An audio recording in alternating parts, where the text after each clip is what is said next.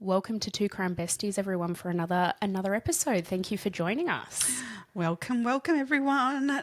I can't believe we've even managed to get here today, to be perfectly honest. I think we've discussed this morning how just insane everything is at the moment. So I think the fact that we are both sitting here ready to go as much as we can be, I think, for this episode, is a real well done to both of us. I agree. It's been a really tough slog. I feel like this last couple of weeks has just been like trudging through mud and so much has been going on. We've had busy school things happening. We've had busy out of school things happening. Yeah. And I was just saying to you before we started recording, I feel like most years we start to get into the routine and I really thrive in that. Yeah, I hang for it. Like, you know, we were talking about how, you know, you're really looking forward to getting back into routine. Yeah, but I feel like at the minute I'm just not there. No. It's actually stressing me out. I don't know, there's just so much going on and it's not all fitting in and it's just a lot. And as I said to you, we're not alone because I was talking to multiple people. We're at a function at school last night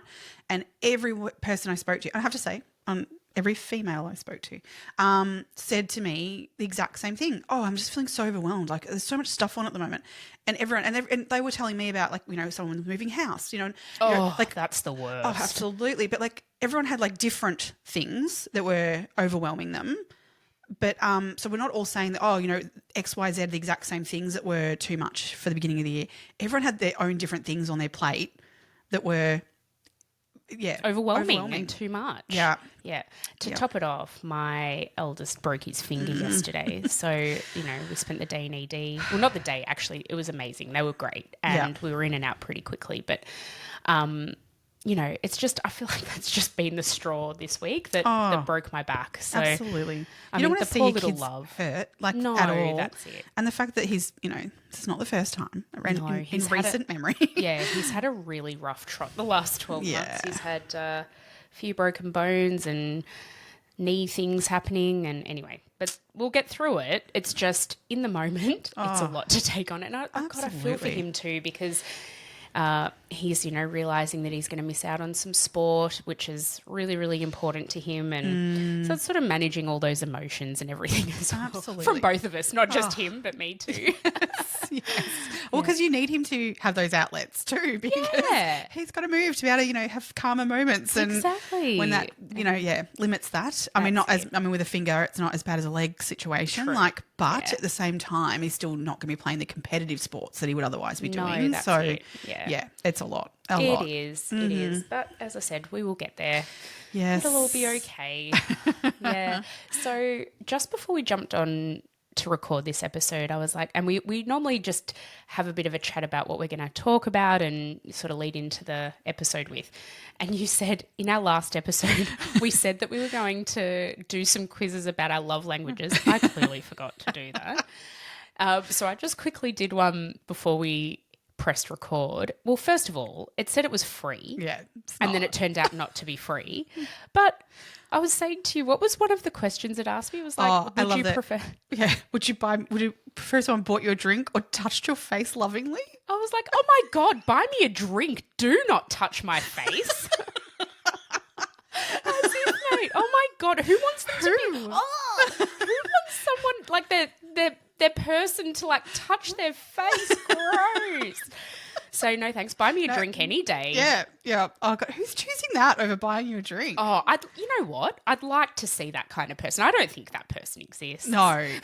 Well, if they do, they're strange. That's weird. That's super weird. But I love the one you quickly just jumped on though. It was like, you know, oh my God, yes, take the bins out without being have to ask you. Yeah, that is my love language. Like, yeah, do things without me having to ask. Oh. Look for things and identify things that need doing and do them.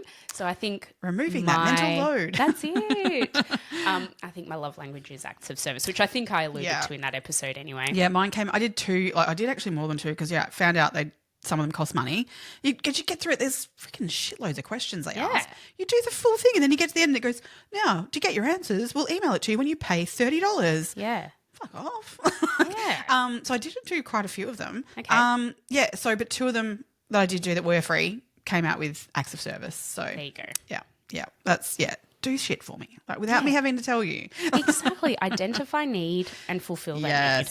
Yes. Because I think, as we were just saying before, the overwhelm at the moment isn't crazy. It's that we need mental load taken off of us. That'd be lovely. That will get me to return the favour in ways. That's it. Exactly. Absolutely. It goes both ways. Yeah. Come on. That's it. I know the other one was I sit on my knee. Fuck off.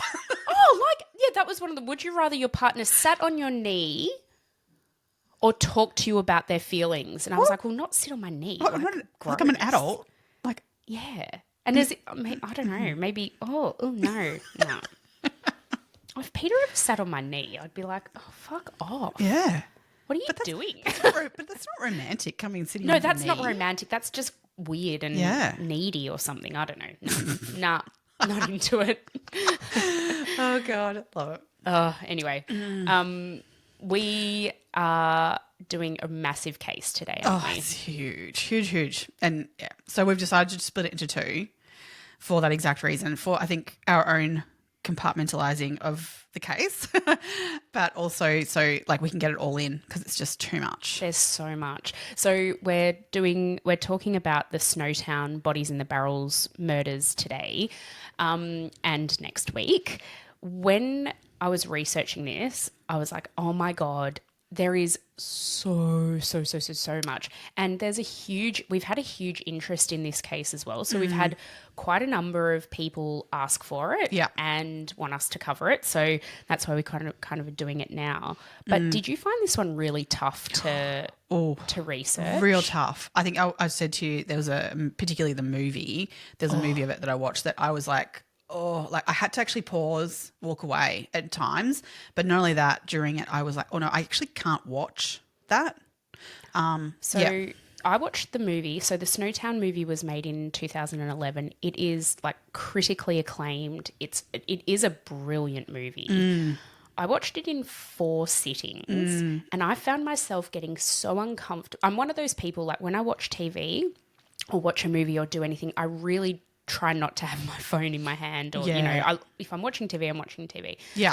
And especially when I'm doing research as well, because obviously you want to concentrate. But I actually found myself like getting my phone and like not wanting to see what was on the screen. So I'd be like trying to, distract myself. Yeah, I was exactly the same. It is so confronting. And they say that the movie is really quite accurate to true life events. And I have to agree, it is in terms of the fact the research I've done. Same. That what I was cringing at in the movie was then I went and read it somewhere as well, like, in transcripts, etc. That I was like, oh, whoa. Like, and the movie was actually the catalyst for, there was a whole lot of this case that was repressed and put under orders of not being able to be released. And it was when the movie, they were wanting to make the movie, they put an application to the courts to release that information so that they could make the movie and make some of this information public. Yeah, so names and places were... But also the intricate details of the murders and those sorts of things. So they have used factual information, obviously, within the movie. So it's pretty hardcore. It's really hardcore. Yeah, so the movie was released in 2011 and these crimes were committed between August 1992 and May of 1999. So I guess, 12 odd years or whatever 20 plus years had gone by. Yeah. And no, 10 plus years. Oh, my maths is not great. No. Had gone by but still it was such a sensitive time for the people of South Australia because I read somewhere it was an editorial, I think might have been in the South Australian newspaper, where they basically said this is burnt into the minds and the experiences of the South Australian people of the time.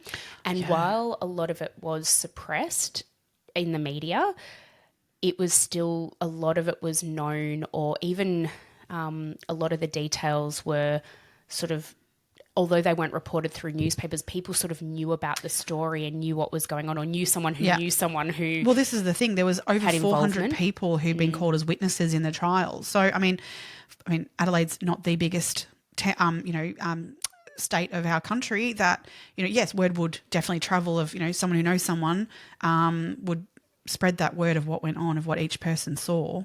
It's and look, pretty, I think looking back at what was released in the media in 1999 when this all came to the fore, there was enough reported back then as well. Like I was to know that it was bad. It was really bad. Yeah. And I was watching I think it was like the 7 or 9 news coverage of the day they found the bodies in the barrels. Oh, yeah. And even the stuff that they were reporting that day about what the police officers saw, that was confronting enough. Yes. I mean, and you can draw your own conclusions from even just that side of the story. There is police officers, forensic pathologists, all these people who went into this scene and who to this day have PTSD from that particular day, you know. So it's traumatized so many people. I think it's probably worth getting into it now because I think, so what we're going to do, the way we're going to split this up, we're going to actually start with the perpetrators and their backgrounds and sort of build up to the point where they start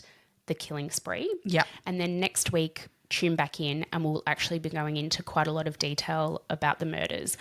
Well, we should say, I mean, the murders are horrific, but the perpetrators' lives prior to, you know, perpetrating these crimes were horrific. Yeah. There's been that many crimes committed against people in this that it is an absolute shit show. Yeah, look, I fully agree, and that's why we thought we'd go about it by doing this way. Before we get started, though, I think we need to sort of say a few things. Yeah. So first of all, we're going to be discussing some really horrific things in these next 2 episodes. Yes. We are also going to be discussing crimes against the LGBTQIA plus community. Mm-hmm. We will be using language that was used by the perpetrators of these crimes, and this in no way reflects our feelings or thoughts towards people in the LGBTQIA plus community. We absolutely do not feel that way. We are literally telling factual information about this story. So, and we're here to learn too, in terms of, we hope we're using the correct language when it is us discussing it from our opinions, etc. And if we're not, please inform us. Absolutely. I'm here to learn. Yeah. Yeah. And we also, obviously, we want to be really sensitive to that. Yeah. In not just in these episodes, but in any potential episodes going forward. So, we'll always open to that. Yeah, so we'll also be discussing suicide ideation as well. So if anyone's feeling a little bit sensitive, please, you know, seek help as well. Call Lifeline 131114. And lots of help out there. Yeah. But if this episode is not for you, flick on to this one and the next one. Skip over, because there's some whole lot of sexual assault as well against young children. Everything is in this episode. Yeah. Yeah. Okay. Let's get started. I feel like we're putting it off. I know. But I'm also really happy to start to rid this of my brain. Same. Yeah. Because I have to say, it really has been a hard slog to research for that reason. Like, as we said about the movie, but reading what I've read. Oh, yep. Yeah, It's a lot. Yep. All right. So the Snowtown bodies in the barrels murders, as they have come to be known. Yeah. I have to say, the town of Snowtown prefer this to be called as the bodies in the barrels, because we should say Snowtown is where the bodies were found. Only one murder took place there. Everything else took place in other parts of Adelaide. So that's it. Snowtown's well known for this, when it's really not that major part of the scene. Only the end, really. The end of it. And it was really only at the very end. Yeah. Yeah. Yeah. So Snowtown is actually located halfway between Port Augusta and Adelaide. So it's about 100, is it about 100 kilometres north 140 kilometres north of Adelaide. Yeah. So most of the crimes that we'll be talking about take place in Adelaide and sort of in the surrounding suburbs of Adelaide. So just sort of maybe keep that in mind. The killing spree took place, as I mentioned, between August of 1992 and May of 1999. And over that time, there were 12 victims. As we said, we'll get to all of that in next week's episode, but it's just something to keep in mind that, you know, in that 7 years, there were 12 murders perpetrated against some innocent people in the end. Yep.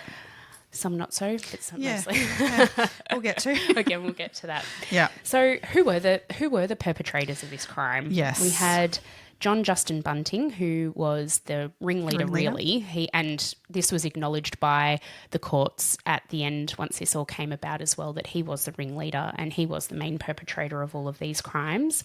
His offsider, Robert Joe Wagner. We had James. Now, how do you say his middle name? Oh, the middle name, I look at it and go, Spiridon? Spiridon? I think the middle name, though, is that his actual father's surname? I don't know, I'm getting actually. confused already. No, I don't. Vlassakis was his, no, it's all right. It's Yeah, cool. because I think Vlassakis was his dad's surname. His dad's first name could have been something along the lines of... Maybe, but anyway, it's spelled Spyridon. Yeah. So, however you pronounce that, apologies. It's James Vlasakis. Yeah, James Vlasakis. In fact, that was the only time I wrote down his middle name was here. He's off. This is like that whole thing with bad people that always have to go with their middle names. Like, what the hell? Then we've got Mark Hayden. Yep. Who, look, he was in the end charged as an accessory and not actually of committing any of the murders. But again, we'll get to all of this as it goes through. Start with John Bunting. Oh, should we add Elizabeth Harvey to that list? Oh, yes, and Elizabeth Harvey. Yep. So she was Bunting's partner in the end. Like, yeah. I should say too, like who we've named there are the main culprits of all this. There are many other within the circle, many people that we could name here, but we won't because it will get confusing because there are so many. But we're going to focus on them as being the main culprits, which is agreed amongst circles of this. But there is definitely more people involved in this than just those people. There's also a lot of people involved in that they knew things and didn't do anything about it. So you could cast the net really wide. That's exactly right. That's what I mean. There's many people that you could attach to all of this as well. Yeah. But these are the main runners, the stayers within most of all the incidents. Yeah. Yeah. All right. I'm going to start with John Bunting. Because, even before we start with John Bunting, let's set the scene of where we are. So in terms of where they were living in this town of Salisbury North, the way it was described, well, in 1997, there was a report done by the State Housing Trust that actually in this document labelled Salisbury North an urban crime ghetto. Oh. So, they were living in this space where it was basically commission housing, as far as the eye could see. So this town and space that they were living in was the unemployment rate was 36%. Basically, it was not a nice place to be. Everyone that was living there was there because they were ex-criminals or current criminals. They permanently had alcohol attached to their hand, if not hard drugs. That's the community that they lived in. It was a very, very low socioeconomic area. And as you said, it was all government housing, so government-supported housing. And the government have acknowledged since this that setting up commission housing like that in terms of putting it all in one space is not the ideal way of doing that because, yes, people need support and housing for various reasons, but to put them all in together is not ideal. It creates an environment that it's not safe. To put these commission housings within other spaces and in other communities where those supports can be put in place far better and with other things around them is a far better idea than having these ghettos is what it created. Yeah, it definitely created a very interesting melting pot of people. So let's start with John Bunting. So John Justin Bunting was born on the 4th of September in 1966 in Queensland, in Inala. The suburb that he grew up in sounds very much like Salisbury North, where he ended up. Yeah. So Inala was a very impoverished town. Again, a lot of government housing. And so John was raised in that environment. Yeah. And look, he was born to a mother who was very conservative. She was a homemaker. And so, she was around, but I've heard she was quite emotionally void. Yeah. And so he's grown up in a house where, okay, yes, his mum's home all the time, but she wasn't necessarily nurturing and supporting her children. I heard his dad was quite actively involved. Yeah. Well, no, I don't think so. Well, didn't he build him like a space for him to do his photography and stuff at home? He did. So his dad's name was Tom Bunting. He was a bit of a no-hoper, actually. Right. I think he saw himself as a bit of an aspiring musician, and he worked at a sawmill and sawed his finger off. Ooh. And then couldn't play. He was like a finger picker, guitarist, and so then he couldn't do that, and then that sort of spiraled him into like a bit of a depression, I think. Yeah. The house was described as not very loving. There was a lot of physical abuse between not only John Bunting and his father perpetrating that on John, but also on the mother. So he's grown up in a really volatile household.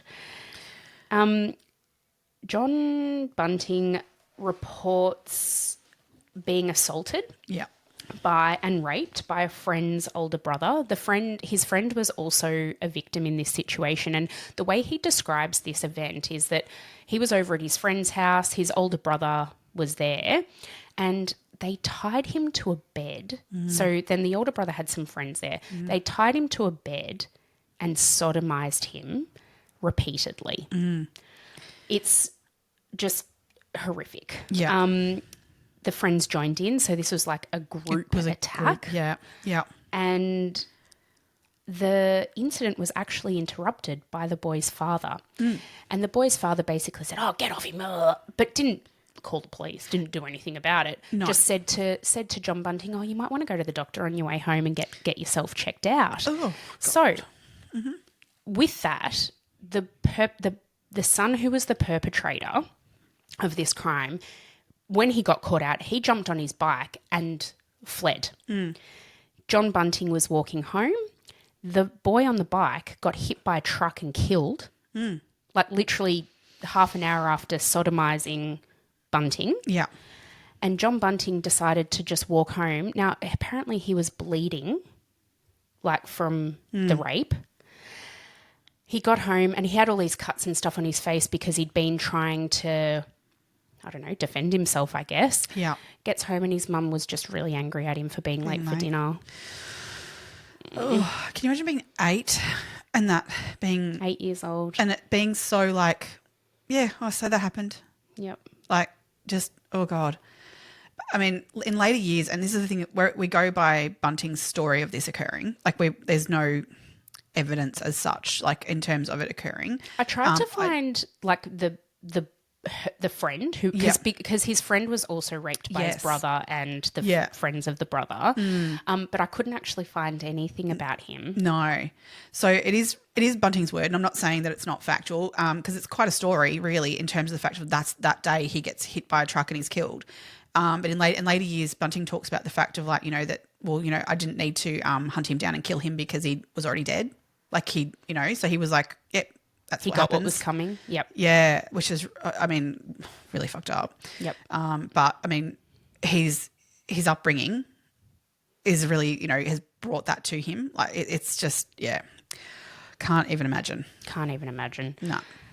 Bunting did a few really weird things as a kid. And I think that's, again, we're building to something here, aren't we? The escalations. It is. Yep. Like he was obsessed with chemicals. Yeah. And he was obsessed with digging holes. Yes. And built so this full tunnels under his house. Yeah. So apparently he like screwed up the foundations to the house because he dug so far under that he'd actually taken away the earth that the foundations were sitting on. Yeah. Like the bedrock. Yes. Essentially.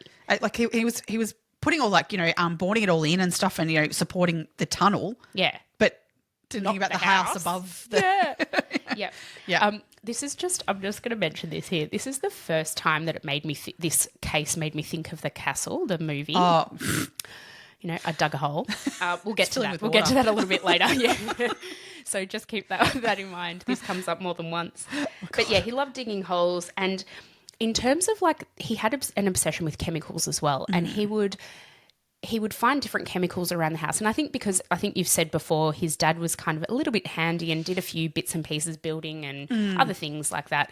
And he had, various chemicals lying around the house. And he would get insects and try to kill the insects in different concoctions of chemicals and see what happened. And he would put them in acid. Yes, and see what would happen. See what would happen. Yeah.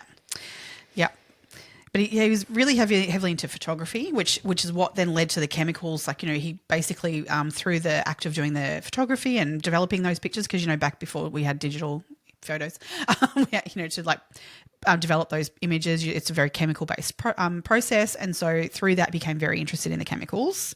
But he was also very interested then in anatomy. And he was not a dill by any means. No. Quite an intelligent person in that respect, far above probably most people in living around him. Yep. But obviously school and things weren't priority.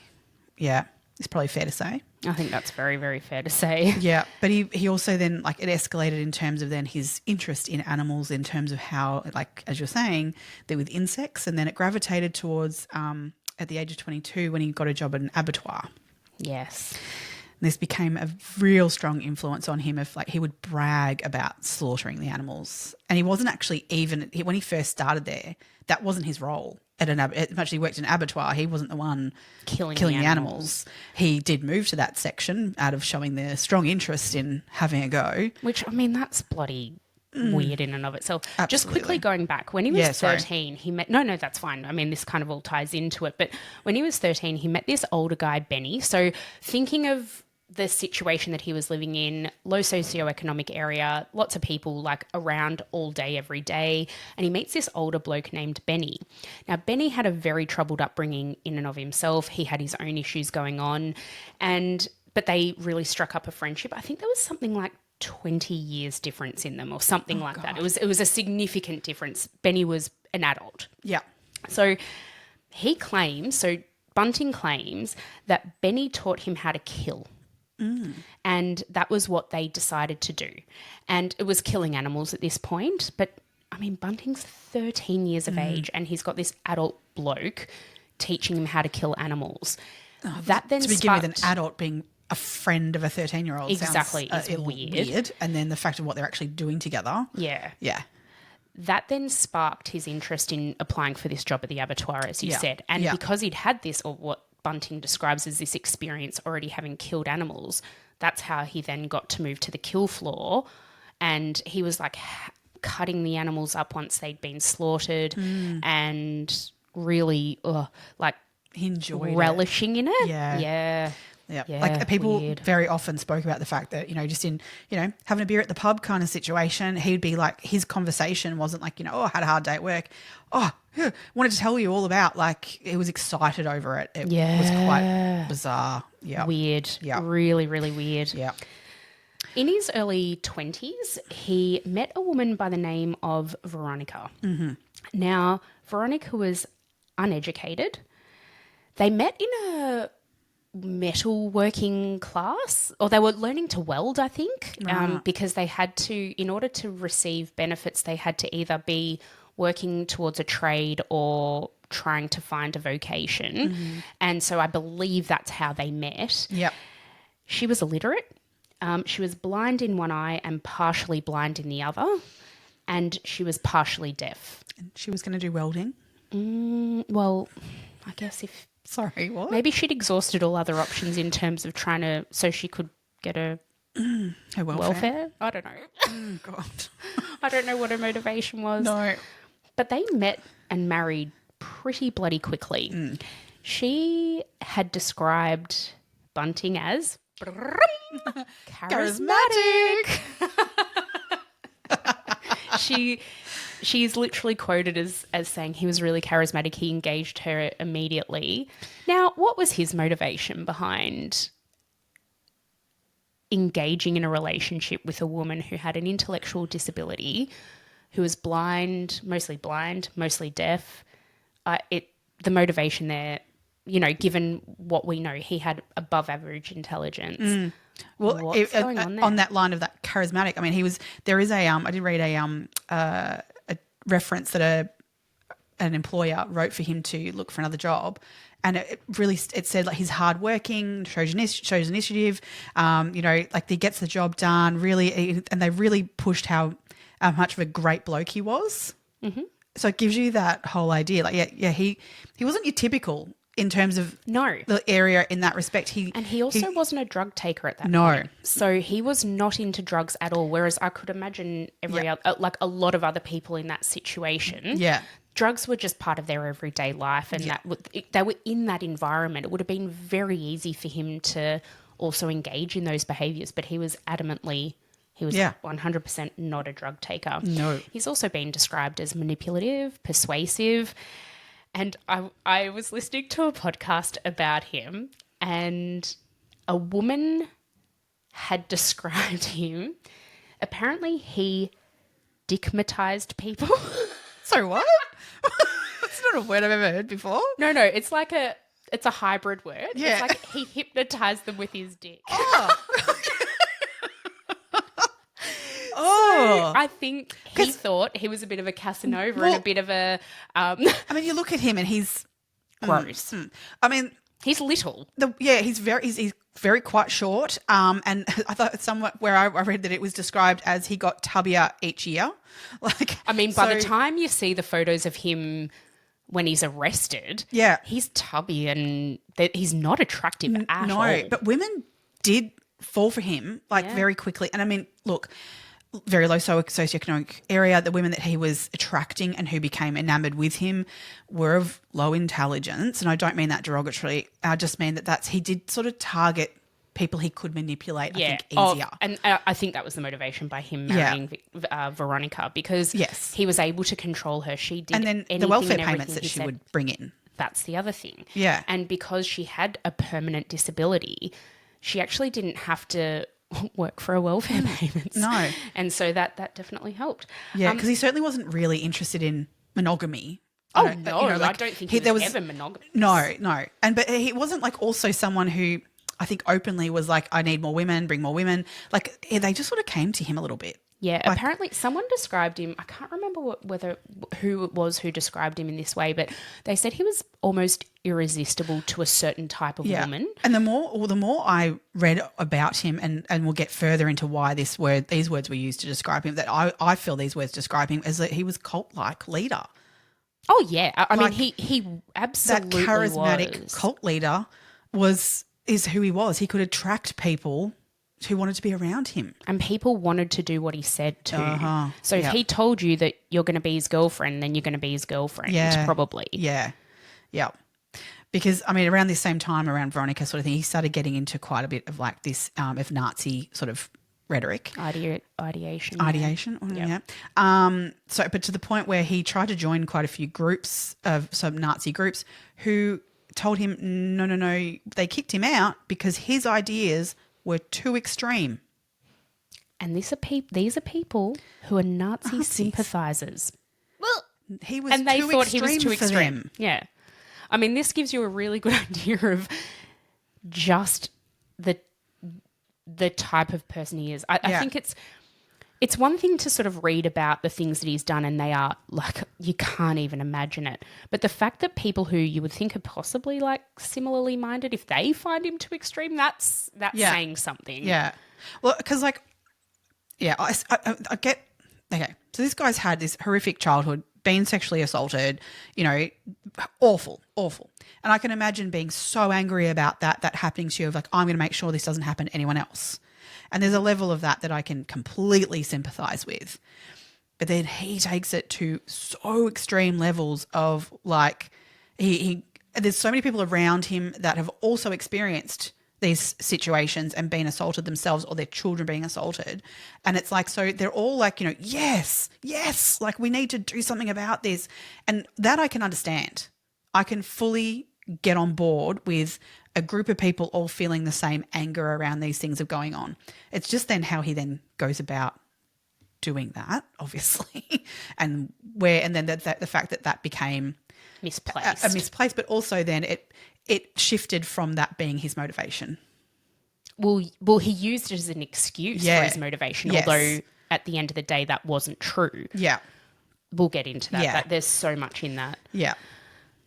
So he has obviously then moved from Queensland before, all this, and he's moved to Salisbury North in South Australia. Do you know why he moved? No. No, I couldn't find why he moved either. No. So I'm not sure what the motivation was motivation to move from Queensland down to South Australia, but he ended up where he ended up. Yep. All right. For these poor people around him. Poor people. I don't think it would have mattered where he was, but No, it just happened to be that absolutely. he was in South Australia. I completely agree. I think this would have occurred with him being the central point. No matter where he was, he would find that kind of area. Yeah. He'd find these people, these like-minded people. Yeah. Yeah. Yep. So his main offsider was Robert Wagner. Yeah. He was born on the 28th of November in 1971 in Parramatta. So he was born in New South Wales. He's 5 years younger than Bunting and really looked up to Bunting. Although Bunting had to look up to him because he was so much taller than him. Good point. They met in 1991 in Salisbury North. Similarly, Robert Wagner, I'm not sure the motivation of why he moved, but he moved from New South Wales to South Australia. Yeah. Do you know why? No, because, hang on, so he must have done that quite young? Or when did he move there? Did he move to Salisbury North with Barry Lane? Yes. Yeah. Yes. So it would have been with him. So because when he was a child. So he was 18 when he moved there. Yeah. So when he was 14, Wagner was pulled under the wing of a man or woman by the name of. Sorry, I'm going to stuff that up. She identified as female by that stage? No. I believe at the point. So when you read any reference to this, at that time point, she is referred to as Barry Lane. Yeah. All right. Well, so Barry Lane sort of took Wagner under his wing. Barry Lane was he was known to be trans, and he would dress female, and he also, presented as gay, but he spent a lot of time with Wagner as a child, who Wagner had already been sexually assaulted when he was 7. Yeah. He couldn't read or write. No. He'd already tried to take his own life using his mum's sleeping pills. Yeah, so he was only 7 years of age. So he'd endured a sexual assault. He then tried to kill himself. Yep. His parents didn't give enough of a shit about him to even care whether he went to school or not. No, he just roamed the streets. He just literally at the age of 7. Yep. Oh my God, like we've got 7 and 8 year olds. Like, can you even imagine? No way in hell. But I mean, obviously, I just can't imagine I can't imagine it. No. So because his mum was attempting suicide as well. Yeah. So I think what he did was what his mum had done and tried to do things that way. Yeah. He'd been witnessing those things. Do you know if his parents knew about the sexual assault or did they just not care? I don't think they really cared. I don't know. I couldn't be. My take of that was that there was no interest in him as that point. No. They did show interest slightly when he disappeared. Because he was roaming the streets and met up with this Barry Lane. Now, when he met Barry Lane, he was 14 years of age. Yeah. Barry was 30. Yeah. Yeah. Just fucking what? And it was pretty much, well, I think it was just known that they were in a sexual relationship at that point. Yeah. So at this point, Barry Lane is cross-dressing. So he's he's starting to take female hormones. Yeah. So he's starting the transition. He's a known pedophile. And so apparently Robert was quite big for his age. So he was actually quite tall. I mean, we know he's ended up being a tall man. Yeah. But people thought he was much older than what he was. Barry Lane knew for sure how old he was. And was clearly exploiting that. Yeah. Apparently, when he disappeared, so Robert has gone missing at the age of 14 under the wing of Barry Lane. Yeah. And his mum did care. Yeah, at that she point. did look for, and report him missing. Yeah. She did do the right things, but nobody found them, but the two of them were gone. They were gone for 4 years. Yeah. And apparently I read somewhere that the authorities said to Robert's mum, to Wagner's mum, well, he's almost of age, so he'll be fine. It'll be right. And then when they returned, they were just an openly gay couple. Yep. like, so he's now 18, I guess, so he is legal age now at this point. And so, yeah, they were just an openly gay couple. But it was very clear it was a very volatile relationship between the two of them. There was definitely violence. There was definitely also bestiality occurring. Oh, my God. They had multiple dogs that in the home that they were living in. This was just common fact. Yeah, information. They moved into a house down the street from Bunting at this point, and they owned a Doberman and an Alsatian. The house was apparently absolutely disgusting. Mm-hmm. There was like animal excrement in the house. Mm-hmm. There was like rotting food. There were rats. It was just uninhabitable, really. Yeah, but yeah. they lived in that Filth. environment, in that absolute filth. Apparently Barry Lane he preferred the Doberman and would penetrate the Doberman. Oh, it does. Oh, revolting. Oh my God. Anyway, They befriended Bunting because like attracts like. Well, also though, Wagner wasn't gay. No. Well, Wagner didn't know, I think. As in, he has gotten caught up in this relationship with Barry Lane because he was vulnerable. He was fucking 14 years of age when this all came about. He was basically like brainwashed into this relationship. And you know what? He was probably looking for some kind of connection that he'd never had with his mum and dad. He'd never felt like he belonged anywhere. And Barry Lane obviously made him feel something that he'd never felt before. I just think he was desperate? Kidnapped. Well, he was absolutely kidnapped. Absolutely, like, he was probably, what do you call it when you look for your the kidnapper as a friend almost? Like, what's that called? Bloody hell. Stockholm syndrome. Yeah, 100% Stockholm syndrome. Like, yeah, no, he thought that Barry Lane was someone who was, in that mode of like a parent figure, but he was having a sexual relationship with. And I mean, that would fuck someone up. Oh, no end. No end, and clearly did. Yeah. Like, absolutely.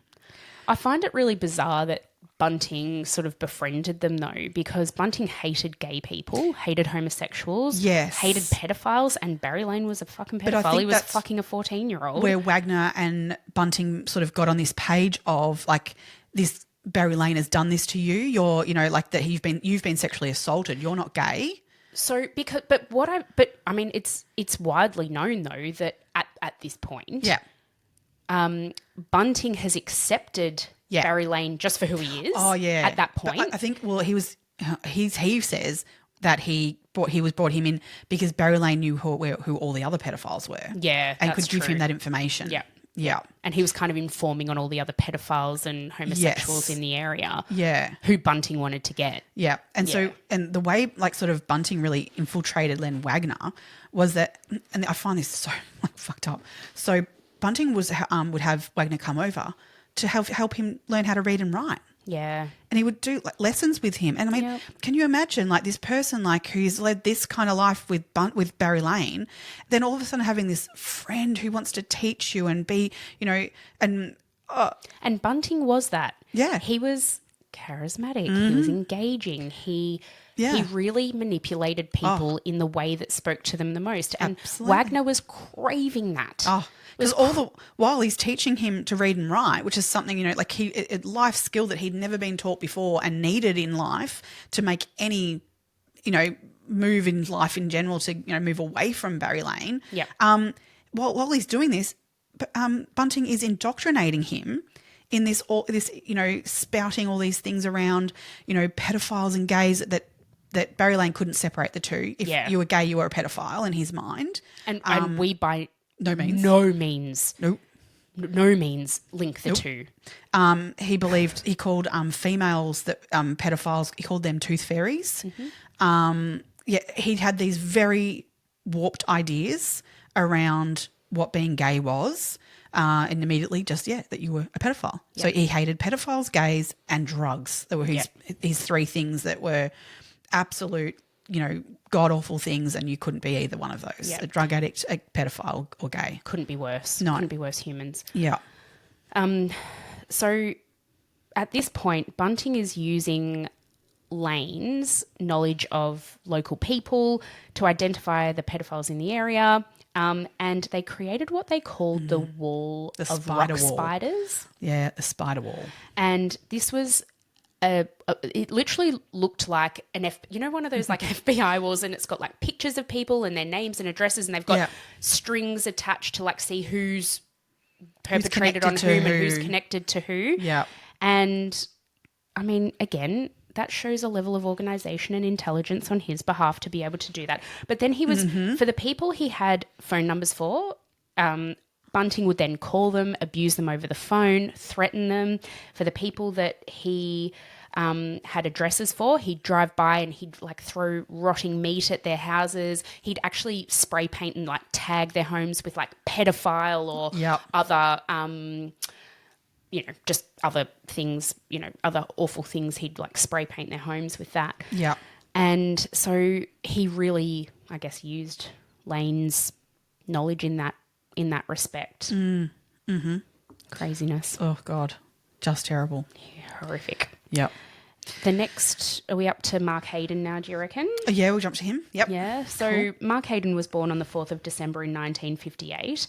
He also met Bunting at a metalworking/welding course. So I don't think it was the same one that he'd done when he met his wife. No. I think it was at a different time. Yep. So, I mean, how many metalworking and welding courses can one man do? But anyway, here we go. Really great way to, find your little cult followers. Yeah, so, and that's exactly what he found in Hayden, wasn't it? Yeah. Hayden developed an absolute admiration for Bunting, thought the light shone out of him and couldn't believe he'd met somebody so amazing and so just like with his head screwed on, and like he was just like everything he said, he was so right. He was on the money about everything. And, and he really drank the Kool-Aid. Oh, big time. Yep. So the four of them became really close. I'm talking now about Bunting, Wagner, Lane and Hayden. So we've got the four of them. None of them have gainful employment. So they would spend all day sitting around Bunting's house, slagging off in what they called in their terms gays and pedos, and they just were like really riling each other up. Can you imagine what that environment must have been? These four grown men just getting together every day. Well, they did. They would just sit around the kitchen table and have these, sessions where they would speak this shit. Oh, it was gross. Mark Hayden, just real quick, because we will get to this in next week's episode, but Mark Hayden wasn't the sharpest tool in the shed. No, he was really low intelligence. Yeah. Yes. And he actually did some really silly things. Most notably, though, he was the one who rented the bank in the old disused bank in Snowtown. Yeah. And he used his real name. Yeah. Well, Yeah. He was not a sharp tool. So his wife was Elizabeth Hayden. Yeah. There's a couple of Elizabeths in this story, so it's like and not dissimilar surnames too. So it gets Did you find it hard to keep track when you were I actually had to go back and forth. Hang on, wait. Yeah. Which one's which again? Which one's which? Yes. Yeah. Yeah.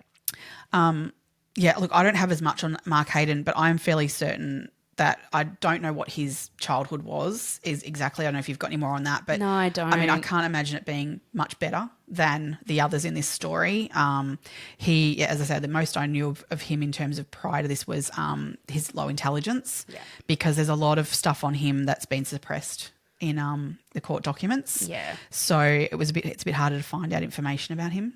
Yeah, we'll get to why that is. Well, we can get to why that is next week because there's reasons for that. Yeah. Next on my list, I've got Jamie Vlasakis. Yeah, I'd want to hear your opinion on him in general. I am. So if you watch the Snowtown movie that we were discussing earlier, he is sort of things. The movie really sort of focuses on things from his perspective. Yeah, and so, well, I'm really curious to see what you think too, because I'd actually already started my research into this before I watched the movie, and the movie did change my perspective a little bit. Okay. because I actually developed, and I think the movie wanted this, but I did develop a little more, I don't know if sympathy is the right word, but maybe more, I don't even know what the right word is, but it gave me more context for him and why he did the things he did. Yeah. And I know we've discussed the past of these other perpetrators as well, but Jamie Vlasakis was so young and he was so influenced and he had no hope in life. Like, it's like he was born predestined for this to be his life. And so I can't imagine how he could have gotten himself out of it. And the way he just further became, and again, this is like that cult shit we're talking about with Bunting. Vlassakis kind of had no choice but to go with it because otherwise he would have ended up in the barrel. Well, this is the thing. I mean, let's just put into context who Jamie is. Yep. So his mother is named Elizabeth Harvey. Let's clearly say there's Hayden that is married to Mark Hayden. But then there is Elizabeth Harvey, who is not married to Mark Hayden. No.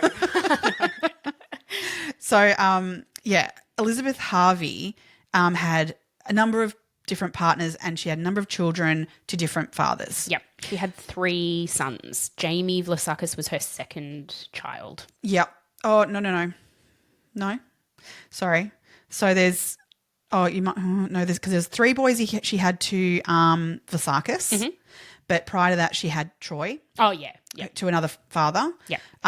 Then there's a stepbrother as well in the family who we'll get to as well. Yep. So there's a number of children that are linked to her within this story. And when Elizabeth Harvey met Bunting, so she lived in the same sort of street, basically. And what was happening was that her children, she had a partner at the time who was sexually assaulting her children. Barry Lane, living down the road, was watching this go on. And he, weirdly enough, decided to go to Elizabeth Harvey I think what happened was that he was like, oh, I want a piece of this action on these children. So he went in to tell Elizabeth Harvey, hey, do you know that your partner, he's sexually assaulting your children? Thought, as if like he's some sort of king of coming in and saving the day. But that basically made her go, oh, this is someone I can trust because he's telling me about what's going on with this other bloke. That allowed Barry Lane access to her children. So then Bunting and Wagner rock up on her doorstep to go, hey, Barry Lane is also doing this to your children. So then she's basically, because by this stage she's in a mental state of absolute wreck. Like she was legit actually having full-blown split personality situation stuff. Apparently she would get in a bath and just yell that her name was Laura and stuff like that. Like she was not in a good way at all. And look, to be in a situation where you're living in that kind of an environment and not knowing how to get your children to not be sexually assaulted by your neighbours, etc. Oh, I can't even. And she couldn't cope with all this. She was a drug user, all these sorts of things. Bunting and Wagner have rocked up to her house and sort of became these gurus to her of like saving the day, going, this is shit, these pedophiles all live in our neighbourhood. We need to rah, rah, rah. And so she really became glued to this situation.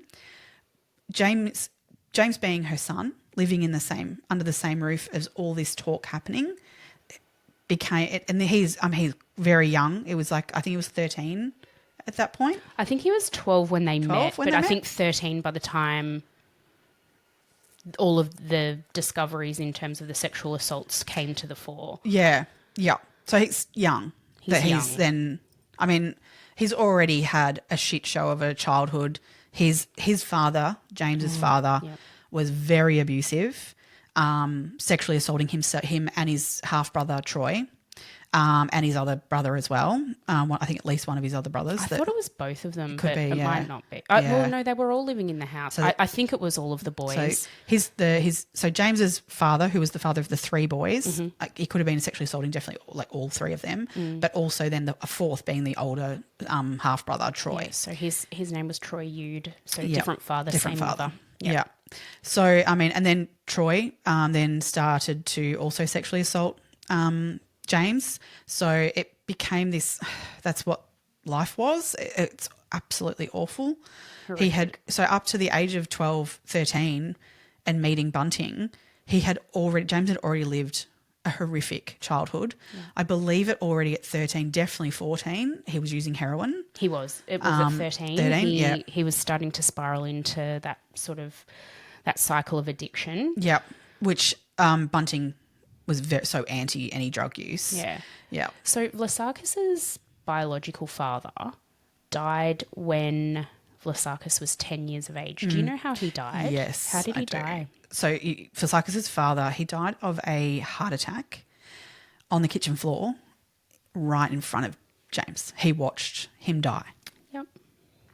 Yeah, absolutely. I mean, for any kid to, no matter what your father's done to you, there's an innate, natural thing where it's your father. See that. And to watch a person die in front of you would be, that is also traumatizing.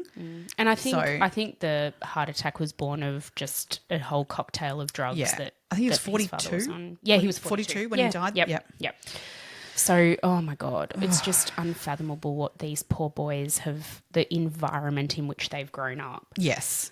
When Vlassakis, so when Jamie Vlasakis met Bunting was this, he didn't take drugs. He was, this upstanding man who'd come in to save the day, and he was basically making the people who'd assaulted Vlassakis and his mum made them pay for it. Like he was a real father-like figure, and I think Vlassakis really bonded with him very, very quickly, because it was the first time in his life that someone had stood up for him, and someone had, to Jamie's perspective, had actually wanted to do right by him. Yes. He was fighting the good fight on his behalf. Yeah. Yep. Oh, I think Vlassakis really worshipped Bunting. Yep. I think it would have been so beyond confusing for him in that, knowing, because at 13, 14, he knows what's right and wrong. Yeah. But what's happened to him is so fucking wrong. Wrong. Yeah. So Elizabeth Harvey and Bunting eventually started a relationship. Yeah. And Bunting actually just kicked his wife out one day. Apparently he just came home and he was like, I don't want you anymore. Like, you can just fuck off. Yeah. And look, where did she go? What happened to her? Like, seriously. But Elizabeth just moved straight in. Yeah. They moved in together. Should also say Bunting has a number of children from different women that he has had no contact with, nothing at all, thankfully. But he, weirdly enough though, like you look at Jamie, who he literally treated him like a son. Yes. And he was his father figure. But yeah, what was his motivation for being a father figure to him but not to his own actual children?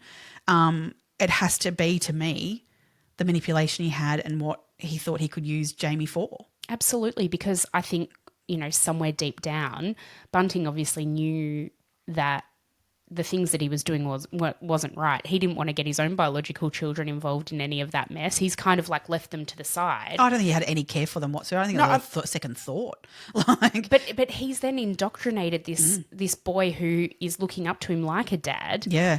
And actually made him. I think he just saw him as being going, right, he's a little protege. Yeah. Like, I'll create another one of me. Yeah. And that's exactly what he did. Yeah. Yeah. What's your take on Vlassakis? I feel really for him. And the thing is, in the same way, there's a level of me that feels for all these characters in this story. Yeah. And I'd say that because they have all led horrific childhoods. Yeah. And you can only, this is all an escalation. It was, as we said, this was always going to happen no matter where they lived. As in, whether it was Queensland, New South Wales, Victoria, Adelaide, that to me is just, you're going to find, Bunting was going to find his people to do this with no matter what. Oh, yeah.